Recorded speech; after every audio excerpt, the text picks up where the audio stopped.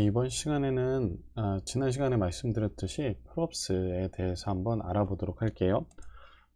먼저 여기에서 이렇게 지난 시간에 만들었던 게 있거든요. 한번 보시죠.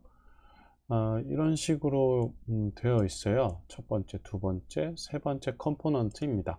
이런 식으로 만들어져 있는데 이게 실제로 만들어진 걸 한번 보죠.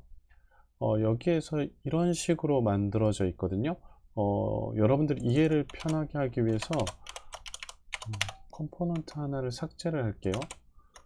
삭제를 하고 여기에서도 삭제를 하겠습니다. 그러면 y도 필요 없어야 되죠. 그 다음에 얘를 돕기 위해서 단 하나의 person이라는 거, 자, 이런 식으로 만들어져 있는데요. 한번 보시죠. 이게 지금 이렇게 되어 있단 말이죠. 그러면 만약에 이제 person이라고 하면 이런 식으로 해볼까요? 이름은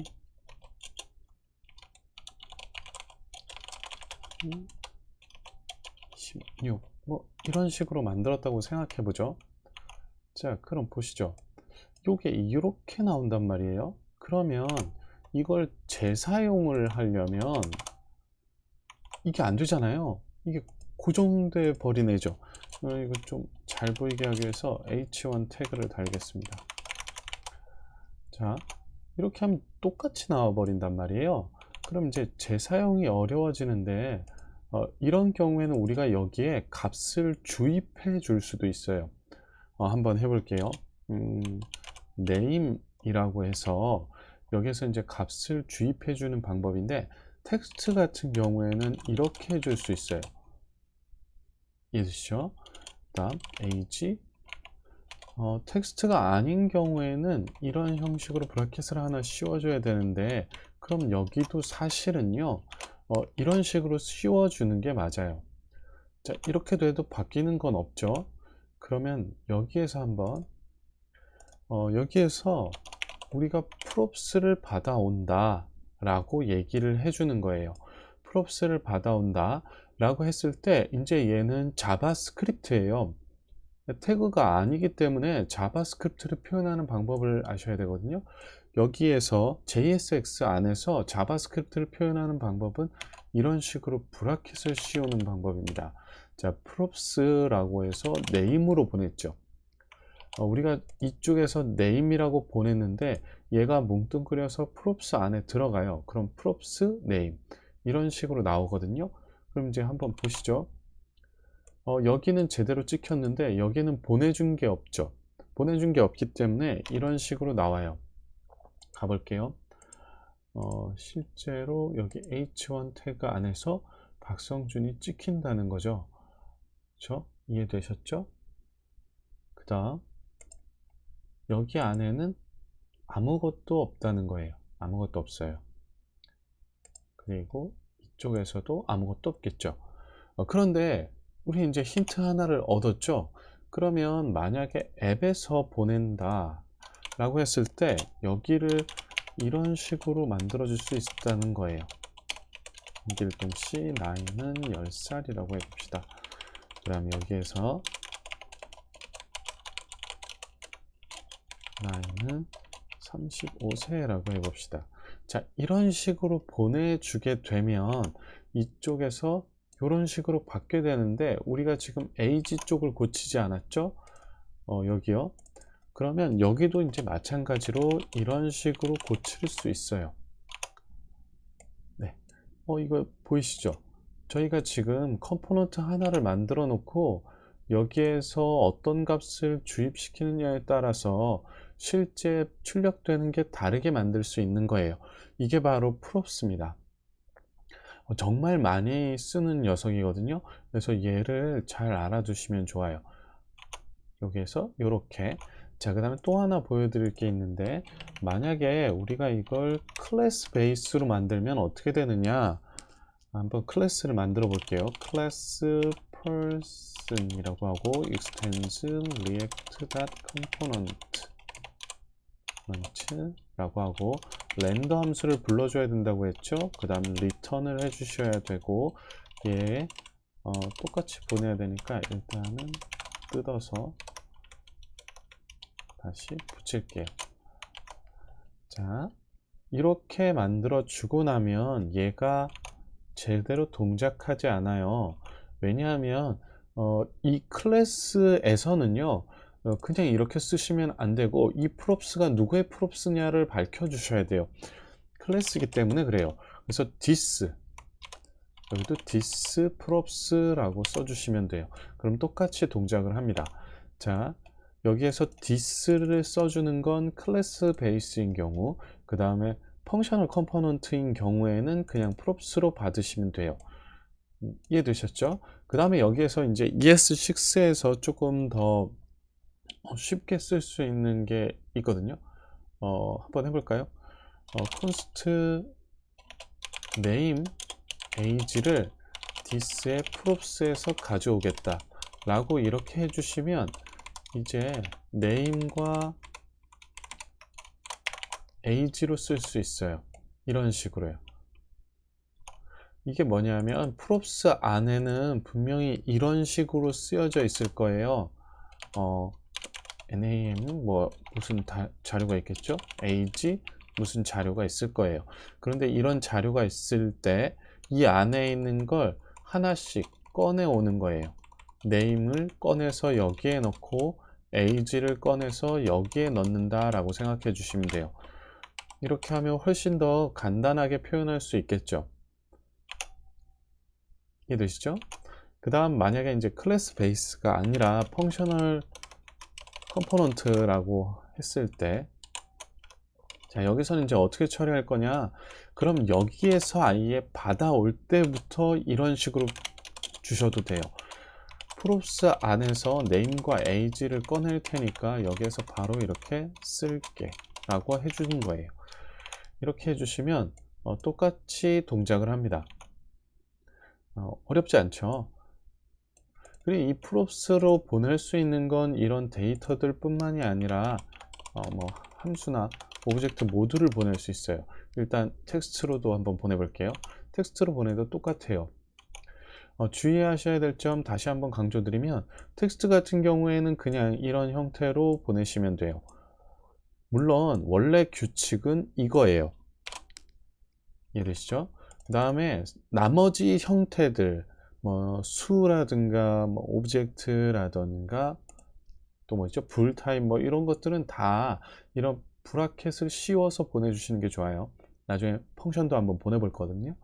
자, 이제 이런 식으로 만들어 준다 라는 걸 알아주시면 되고, 그 다음에 state에 대해서 잠깐만 알아보도록 하겠습니다. state, 이 state라는 것은 뭐냐 하면 리액트에서요, 일단 첫 번째 state를 가질 수 있는 건 클래스 뿐이다 라고 생각해 주시면 돼요. 클래스만이 state를 가질 수 있다. 이 state는 뭐냐 하면 그 컴포넌트에서 저장해야 될 자료를 얘기해요. 이해되셨나요? 그러니까 이 컴포넌트에 자료가 어떤 게 있어야 되느냐, 그러면 저장해야 된다 라고 한다면 state가 필요하다라는 거죠. 이 state 안에서는 뭐 자바스크립트의 오브젝트이기 때문에 person이라고 할까요? person 이라고 하고, 여기 안에서 이제 배열로 나타날게요. 그럼 name에 박성준 age 26,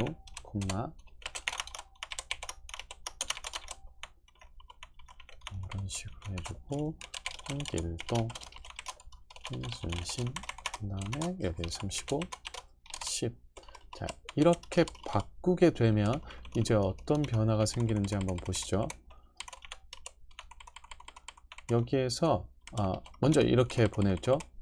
여기에서 지금 현재 this.state.person의 0번의 name을 이쪽으로 보낼 수 있는 거예요.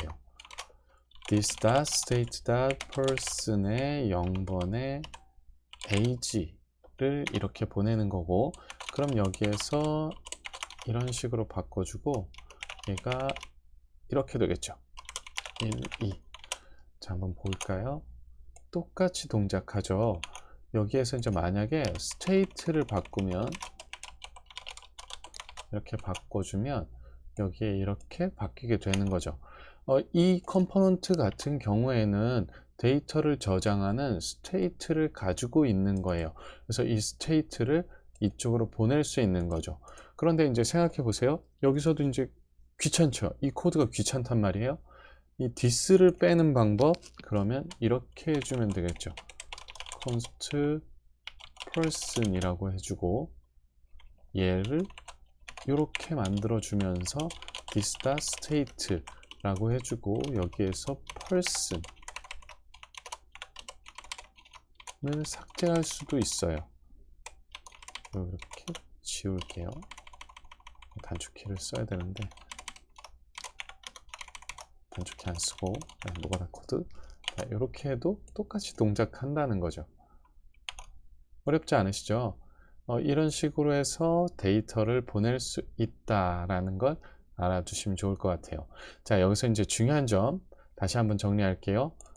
이런 형태로 name, age 이런 형태로 우리가 어떤 props를 보낼 수 있고요. 받을 때는 마찬가지로 그 이름으로 받으시면 돼요. 물론 이제 여기에서 이렇게 받았지만 props라고 한다면 여기에서는 props 마찬가지로 여기에서도 props 로 받으시면 돼요. 어렵지 않으시죠? 이렇게 받을 수 있다 라는 거 알아두시면 좋을 것 같아요.